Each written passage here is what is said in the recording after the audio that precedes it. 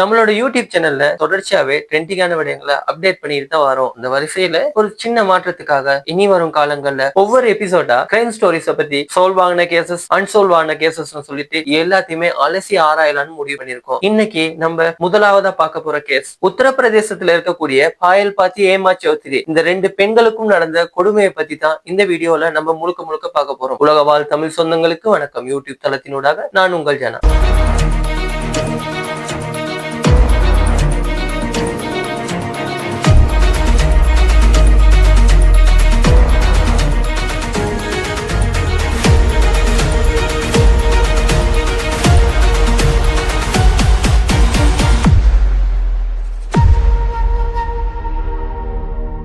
இந்த கேஸோட ஆரம்பம் எங்கன்னு பாத்தீங்கன்னா 2022ஆம் ஆண்டு நவம்பர் மாசம் 15ஆம் தேதி பிஸ்ராக் போலீஸ் ஸ்டேஷன்ல ஒரு கம்ப்ளைண்ட் ஒண்ணு பதிவு செய்யப்படுது. இந்த கம்ப்ளைண்ட கொடுக்கறது யாருன்னு பாத்தீங்கன்னா ஹேமா சௌத்ரியோட தங்கச்சி தான். அவளும் அவளோட அம்மாவும் போயிட்டு பிஸ்ராக் போலீஸ் ஸ்டேஷன்ல தன்னுடைய அக்கா காணாம போயிருக்கான்னு சொல்லிட்டு மிஸ்ஸிங் கேஸ் ஒண்ணு கம்ப்ளைண்ட் பண்றா. நல்லா ஞாபகம் வச்சுக்கோங்க, உத்தரப்பிரதேசத்துல நடந்த உண்மையான சம்பவம் தான் இது. இத பத்தி டீடைலா பாக்குறதுக்கு முதல்ல யார் அந்த ஹேமா சௌத்ரி அப்படிங்கறத பத்தி தெரிஞ்சுக்கலாம். உத்தரப்பிரதேசத்துல ஹேமா சௌத்ரியும் அவளோட தங்கச்சும் அம்மாவும் சந்தோஷமா சூரஜ்பூர் அப்படிங்கிற ஒரு இடத்துல வாழ்ந்துட்டு இருந்தாங்க. 2012ஆம் ஆண்டு மதுராவுல சோலின்னு சொல்லப்படுற இடத்துல விஷ்ணு சௌத்ரி அப்படின்னு சொல்லப்படுற ஒரு நபரோட ஹேமா சௌத்ரிக்கு திருமணம் நடக்குது. திருமணம் முடிஞ்ச கொஞ்ச காலத்திலே அவங்களுடைய சந்தோஷம் எல்லாமே இல்லாம போகுது. காரணம் ரெண்டு பேத்துக்குமே மிஸ் அண்டர்ஸ்டாண்டிங். தொடர்ச்சியாவே அந்த 2 வருட காலம் கூட அவங்களுடைய திருமண வாழ்க்கை நீடிக்கல. இதனால 2014ஆம் ஆண்டு ஹேமா சௌத்ரி விஷ்ணு சௌத்ரி கிட்ட இருந்து பிரிஞ்சு தன்னுடைய தாயிட வீட்டுக்கு சூரஜ்பூருக்கு வராங்க. சூரஜ்பூருக்கு வந்ததுக்கு பிறகுதான் ஹேமா சௌத்ரிக்கு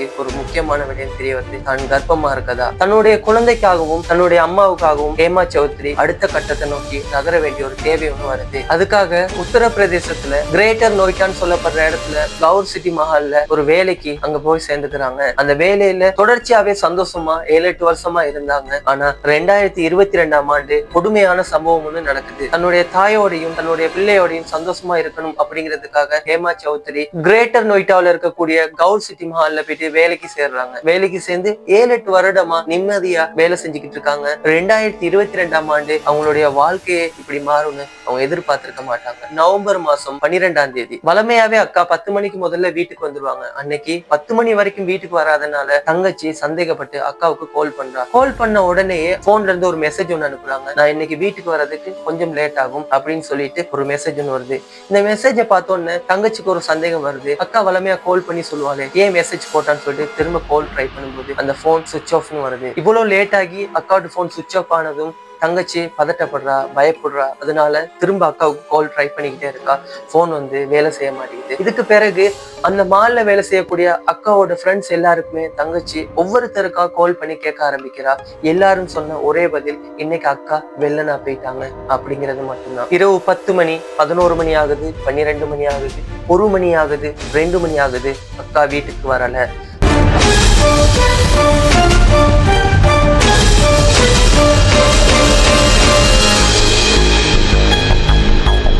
தங்கச்சிக்கு ஒரே பதட்டமும் பயமும் வருது.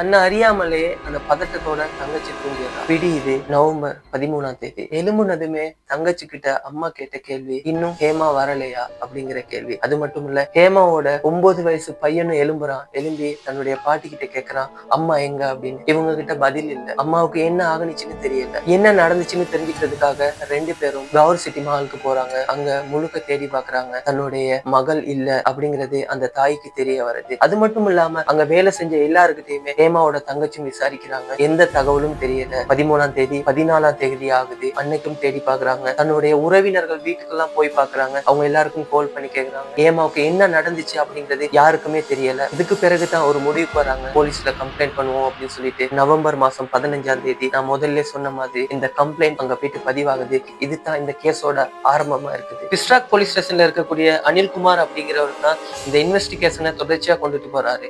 அவரு தன்னுடைய இன்வெஸ்டிகேஷனை முதலாவதா கவுர் சிட்டி மஹால்ல இருக்கக்கூடிய ஹேமாவோட ஃப்ரெண்ட்ஸ் கிட்ட தான் ஆரம்பிக்கிறாங்க. ஒவ்வொருத்தரையா விசாரிக்க ஆரம்பிக்கிறாங்க. எல்லாரும் சொல்ற ஒரே பதில், வளமையாவே வேலை முடிஞ்சு போற டைம்ல ஹேமா சௌத்ரி அவ போயிட்டா அப்படின்னு சொல்லிட்டு. இதுக்கு பிறகு அனில்குமாருக்கு ஒரு சந்தேகம் ஒண்ணு வருது. அங்க உள்ள சிசிடிவி கேமரா எல்லாத்தையும் செக் பண்ண ஆரம்பிக்கிறாரு. அதுல ஒரு உண்மையும் தெரிய வருது.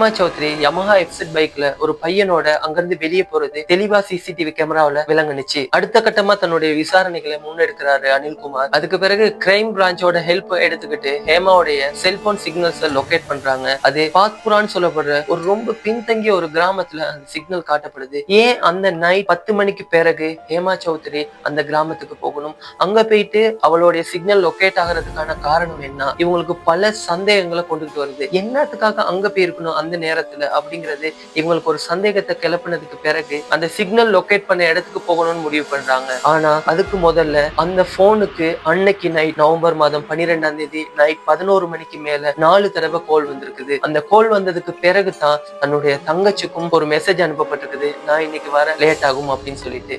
அந்த போனுக்கு கால் பண்ணது யாரு அப்படின்னு தேடும் போது அது அஜய்குமார் தாக்கூர் அப்படின்னு சொல்லப்படுற அந்த கவுர் சிட்டி மஹாலுக்கு பக்கத்துல ஒரு கேரேஜ் வச்சிருக்க ஒரு பையனோடது அப்படின்னு சொல்லிட்டு போலீஸ்க்கு தெரிய வருது. அடுத்த கட்ட இன்வெஸ்டிகேஷன் ஆரம்பிக்கிறதுக்கு அஜய்குமார் அப்படிங்கிற ஒரு நபரோட பேர் இங்க போலீஸ்க்கு க்ளூவா கிடைக்குது.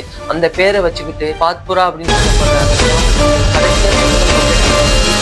போலீஸ் டீம் அங்க விரைகிறாங்க. ஒரு கணவனும் மனைவியும் அந்த வீட்டுல இருந்தாங்க. அவங்க 2 பேர்த்திட்டையும் கேக்குறாங்க, அஜய்குமார் தாக்கூர் இங்க இருக்காரா அப்படின்னு சொல்லிட்டு.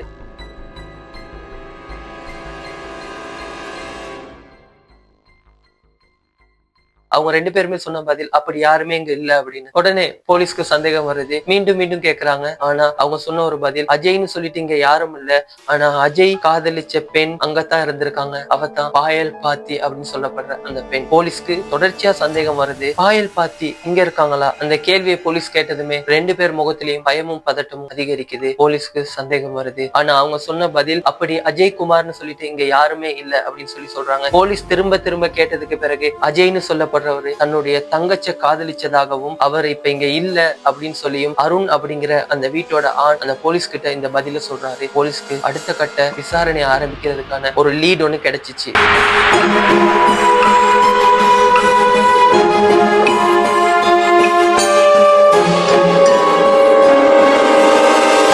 அந்த வீட்டுல இருந்த பெண் யாரு அப்படின்னு சொல்லிட்டு போலீஸ் தொடர்ச்சியா விசாரிக்கிறாங்க.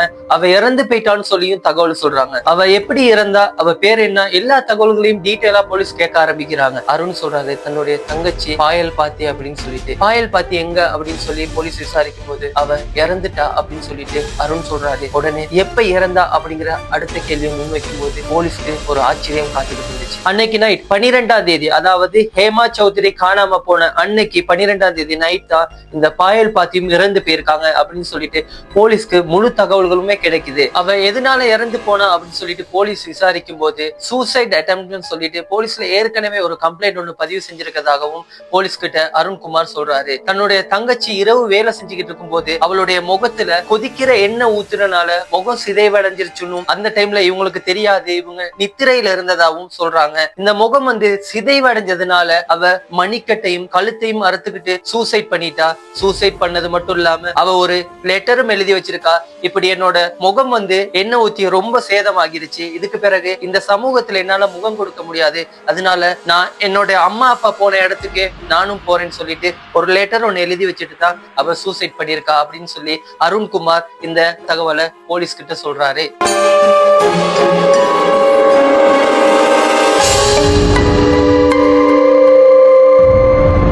யார் இந்த பாயல் பாத்தி? அருண் சொன்னதுக்கு பிறகு போலீஸ்க்கு இன்னும் சந்தேகம் வருது. ஏன்னா பாயல் பாத்தி இறந்துட்டாங்க. அந்த பாத்புரா கிராமத்துக்கு ஹேமா சௌத்ரி எதுக்கு அந்த நேரத்துல அங்க வரணும்? அந்த அஜய்குமார் அப்படிங்கிற நபர் யாரு அப்படின்னு சொல்லிட்டு எல்லா கேள்விகளும் முன்வைக்கும் போது அருண் சொல்றாரு, அஜயும் பாயல் பாத்தியும் 2020ஆம் ஆண்டுல இருந்து 2022ஆம் ஆண்டு காலப்பகுதி வரை பேஸ்புக் மூலமா தொடர்பு கொண்டு அவங்க 2 பேருமே காதலிச்சாங்க அப்படின்னு சொல்லிட்டு இந்த உண்மையை போலீஸ் கிட்ட சொல்றாரு. இதுக்கு பிறகு போலீஸ்க்கு நிறைய சந்தேகங்கள் வருது. இந்த சந்தேகத்தோட தொடர்ச்சியா அவங்க அடுத்த கட்ட விசாரணையை ஆரம்பிச்சு முன்னெடுத்துக்கிட்டு போறாங்க. இந்த எல்லா கேள்விகளுக்குமே பதில் அஜய்குமார் கிடைச்சா மட்டும்தான் இந்த கேஸ் ஒரு முடிவுக்கு வரும் அப்படின்னு சொல்லிட்டு அஜய்குமாரை தேட ஆரம்பிக்கிறாங்க போலீஸ். மஹிபா சாஹிர்னு சொல்லப்படுற அஜய்குமாரோட சொந்த ஊருக்கு போயிட்டு விசாரிக்கிறாங்க. அங்க அஜய்குமாரை பத்தி 2 விடயங்கள் போலீஸ் தெரிஞ்சுக்கிறாங்க. 2மே ஷாக்கிங்கான நியூஸா இருக்குது. அதுல ஒண்ணு பிறகு சொல்றேன். இன்னொன்னு என்னன்னு கேட்டீங்கன்னா 2022ஆம் ஆண்டு நவம்பர் மாசம் 12ஆம் தேதி ஹேமா சௌத்ரி காணாம போனாங்க இல்லையா, அந்த டேட்ல இருந்து 2 நாள் அந்த வீட்டோட அவர் தொடர்பு கொள்ளவே இல்லைன்னு சொல்லிட்டு போலீஸ் கிட்ட அஜயோட ஃபேமிலி சொல்றாங்க. சொன்ன பிறகு போலீஸ் அது சம்பந்தமான கம்ப்ளைண்ட் எதுவும் கொடுத்திருக்கீங்களான்னு கேட்டதுக்கு பிறகு நவம்பர் மாசம் 14ஆம் தேதி அஜயோட ஃபேமிலியும் போலீஸ்ல கம்ப்ளைண்ட் பண்ணிருக்கதா பிஸ்ரா காவல் நிலையத்துல இருந்து வந்த போலீஸ்காரவங்க கிட்ட இது சம்பந்தமான தகவல்களை டீட்டெயிலா சொல்றாங்க. திரும்பவும் போலீஸ்க்கு ஒரு முற்றுப்புள்ளி. இங்க இருந்து எப்படி கேஸ் அடுத்த கட்டமா நகர்த்துறதுன்னு தெரியாம ஒரே சிந்தனையா இருந்தாங்க. அஜய்குமார் கிடைச்சா மட்டும்தான் இந்த கேஸ்க்கு ஒரு முடிவு கிடைக்கும் அப்படிங்கறதுனால அஜய்குமாரை தேடி கண்டுபிடிக்கணும் அப்படிங்கறதுல தீவிரமா இறங்குறாங்க. இதுக்காக அஜய்குமாரோட நண்பர்கள் எல்லாத்தையும் கூப்பிட்டு விசாரிக்கிறாங்க. எந்த தகவலும் கிடைக்கல. ஏதாவது தகவல் கிடைச்சா போலீஸ்க்கு தெரிவிக்க சொல்லி அஜய்குமாரோட நண்பர்கள்கிட்ட போலீஸ்ல சொல்றாங்க. புலன்சார்ல இருக்கக்கூடிய பீஷா காலனில அவர் இருக்கதா போலீஸ்க்கு தெரிய வருது. இது தெரிஞ்ச உடனே போலீஸ் அந்த இடத்துக்கு போறாங்க. ஆனா போலீஸ் வாரது தெரிஞ்சு அஜய்குமார் அங்கிருந்து தப்பிச்சு போயிட்டதா போலீஸ்க்கு தெரிய வருது. நல்லா கேட்டுக்கோங்க, அங்கிருந்து அஜய்குமார் தப்பிச்சு தான் போயிருக்காரு அப்படிங்கிறது போலீஸ்க்கு ஆதாரத்தோட தெரிய வருது. ஏன் அஜய்குமார் தப்பிச்சு போகணும் அப்படிங்கிற ஒரு கேள்வி போலீஸ்க்கு வருது. இதுக்காக அடுத்த கட்ட விசாரணைகளை தொடர்ச்சியா முன்னெடுத்துக்கிட்டு போறாங்க. அஜய்குமாரை தேடி கண்டுபிடிக்கிறதுல காவல்துறையினர் சீரியஸா ரொம்பவும் தீவிரமா இறங்குறாங்க. இதுக்காக அஜய்குமாரோட நண்பர்கள் எல்லாத்தையும் விசாரிக்கிறாங்க. ஏதாவது தகவல் தெரிஞ்சா உடனே காவல் நிலையத்துக்கு தெரிவிக்க சொல்லி அவங்களுக்கு காவல் நிலையத்தோட எல்லா இன்ஸ்பெக்டரோட நம்பர்களையும் கொடுத்து அனுப்புறாங்க. டிசம்பர் 1ஆம் தேதி அஜய்குமார் எங்க இருக்காருன்னு சொல்லிட்டு அஜய்குமாரோட நண்பர் ஒருத்தர் மூலியமா போலீஸ்க்கு தெரிய வருது. அது காஜியாபாத் அப்படின்னு சொல்லப்படுற ஒரு இடம். உடனே போலீஸ் காஜியாபாத் சுத்தி செக் பாயிண்ட்ல அமைச்சு அஜய்குமாரை தேட ஆரம்பிக்கிறாங்க. அவங்க நினைச்ச மாதிரியே ஒரு செக் பாயிண்ட்ல அஜய்குமார் மாட்டிக்கிறாரு. அஜய்குமார் மட்டும் இல்ல, அவர் பைக்ல வரும்போது அவரோட இன்னொரு பெண்ணும் இருந்திருக்காங்க. 2 பேரையும் விசாரிக்க ஆரம்பிக்கிறாங்க. அவங்க எந்த தகவலையுமே சொல்லல. அவங்க 2 பேரையுமே போலீஸ் ஸ்டேஷனுக்கு கூட்டிட்டு போறாங்க. அங்க போனது மட்டும் இல்லாம அஜய்குமாரோட ஃபேமிலி, அதே மாதிரி பாயல் பாத்தியோட ஃபேமிலி, ஹேமா சௌத்ரியோட ஃபேமிலி, இவங்க அவ்வளவு பேத்துக்கும் அறிவிச்சு எல்லாரையும் போலீஸ் ஸ்டேஷனுக்கு வர சொல்றாங்க. இந்த விசாரணைகளை அடுத்த கட்டத்துக்கு கொண்டுட்டு போறதுக்கு நான் ஏற்கனவே இந்த வீடியோல முன்னுக்கு சொல்லியிருந்தேன். அருண்குமாரை பத்தி 2 விடயங்கள் இருக்குது. அது ஒன்ன பிறகு சொல்றேன்னு. அது இன்னொன்னு என்னன்னு கேட்டீங்கன்னா, குமார் அப்படின்னு சொல்லப்படுற அந்த நபருக்கு ஏற்கனவே திருமணம் முடிஞ்சிருச்சு அப்படிங்கிறது தான் அந்த இன்னொரு தகவல். இந்த தகவல் அந்த பைக்ல வந்த அந்த பெண்ணுக்கு அப்பதான் தெரியும். அந்த பெண் யாருன்னு பாத்தீங்கன்னா, ஏற்கனவே நான் சொன்ன மாதிரி பாத்புரா கிராமத்துல ஒரு முகம் எரிக்கப்பட்ட ஒரு பெண் இறந்தான்னு சொன்னோம் இல்லையா, அருண்குமாரோட வீட்டுல உள்ள அந்த பெண் தான் அந்த பைக்ல வந்த பெண். பாயல் பாத்தி உயிரோட இருக்கானா, ஹேமா சௌத்ரி எங்க, அந்த இறந்து போன பெண் யாரு இப்படின்னு சொல்லிட்டு பல கேள்விகள் வருது. ஒவ்வொரு கேள்விக்குமே இப்பதான் முடிவுகள் கிடைக்க ஆரம்பிக்குது. எல்லா கேள்விக்குமே ஒரு புரியாத புதிரா இருக்கிறது தான் பாயல் பாத்தி. பாத்புரா கிராமத்துல ரவீந்திரகுமாருக்கும் ராகேஷ் தேவிக்கும் பிறந்தவங்க தான் அருண்குமாரும் பாயல் பாத்தியும். அருண்குமாருக்கு திருமணம் முடிக்கிறதுக்காக 2020ஆம் ஆண்டு அவங்களுடைய பேரண்ட்ஸ் ரொம்பவே கஷ்டப்பட்டாங்க.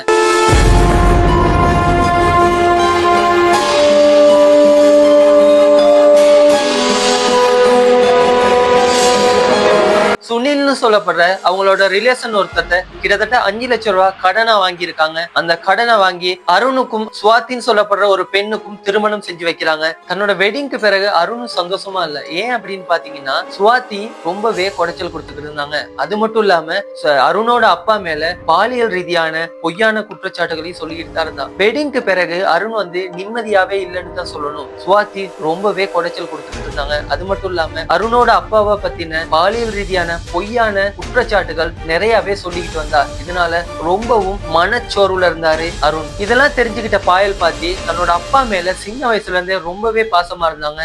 இதனால தன்னோட அண்ணி மேல ரொம்பவே கோவப்பட்டா. அப்பாவுக்கும் இந்த விடயம்லாம் தெரிஞ்சாலும் கூட தெரியாத மாதிரியே தான் இருந்தாரு. ரொம்ப மன உளைச்சல்ல இருந்தாரு. இந்த சந்தர்ப்பத்துல சுனிலும் தங்கிட்ட வாங்கின கடனை திரும்ப திரும்ப கேட்டு ரொம்பவே டார்ச்சர் பண்ணிக்கிட்டு இருந்தாரு. மன அழுத்தம் தாங்க முடியாம ரவீந்திரகுமாரும் அவருடைய மனைவியும் 2022ஆம் ஆண்டு மே மாசம் 17ஆம் தேதி நஞ்சு குடிச்சு சூசைட் பண்ணிக்கிறாங்க. பாயல் பாத்தி மேல ரொம்பவும் பாசமா இருந்த தன்னோட அப்பா அம்மா இறந்து போனதுக்காக அவ ரொம்பவே கவலைப்பட்டா, ரொம்பவே கோபமும் பட்டா. தன்னுடைய அண்ணினாலையும் அண்ணியோட சகோதரர்களாலையும் சுனில்னு சொல்லி அந்த கடன் கொடுத்தவர்னாலையும் தான் தன்னோட அப்பாவும் அம்மாவும் இறந்து போனாங்கன்னு சொல்லி அவங்கள கொல்லணும்னு சொல்லிட்டு ரொம்பவே கோவப்பட்டு ஆக்ரோஷப்பட்டு ஒரு முடிவெடுத்தா. தன்னை இந்த உலகத்துல இருந்து மறைச்சுக்கிட்டு அவங்க 4 பேரையும் கொலை பண்ணணும் அப்படின்னு சொல்லிட்டு ஒரு பெர்ஃபெக்டான திட்டம் ஒண்ணு போடுறா. அதுக்கு தான் இறந்துட்டதான் இந்த உலகத்துல எல்லாத்தையும் நம்ப வச்சு வச்சு அவ இறந்த மாதிரி ஒரு டிராமா ஒண்ணு செட் பண்ணி அங்க இருந்து தப்பிச்சுட்டு அதுக்கு பிறகு அவங்கள கொல்லணும் அப்படின்னு சொல்லிட்டு திட்டம் போடுறா. இதுக்காக தன்னுடைய காதலன் அஜய்குமார் தாக்கூரையும் இதுல இணைச்சுக்கிறா. அஜய்குமார் கிட்ட பாயல் பாத்தி சொன்ன விடயம் தன்னுடைய அம்மா அப்பாவை கொன்ன இந்த 4 பேரையும் கொலை பண்ணணும், அதுக்கு நீ எனக்கு உதவி செய்,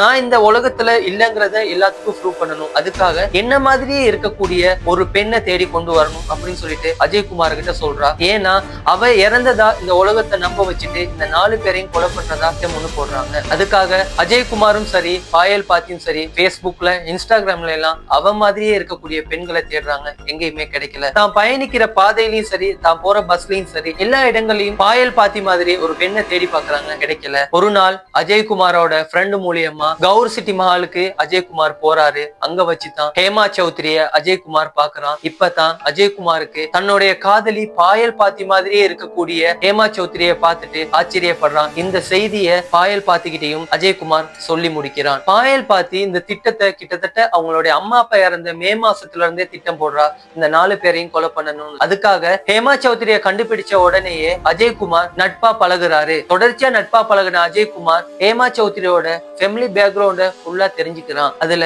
ஹேமா சௌத்ரி தன்னுடைய கணவனை விட்டு பிரிஞ்சு வந்ததும் அவள் கஷ்டத்துல இருக்கிறதையும் தெரிஞ்சுக்கிட்டு நான் உதவி செய்யறதா சொல்லிட்டு நட்பா பழகி உதவி செய்யறதுக்காக 1 லட்சம் ரூபாய் பணம் தரேன்னு சொல்லிட்டு அவளை வீட்டுக்கு கூட்டிட்டு போயிருக்கான். யாரோட வீடுன்னு பாத்தீங்கன்னா அதான் பாயல் பாத்தி அவளோட வீட்டுக்கு கூட்டிட்டு போயிருக்கான். பாத்புரான்னு சொல்லப்படுற அந்த இடத்துக்கு.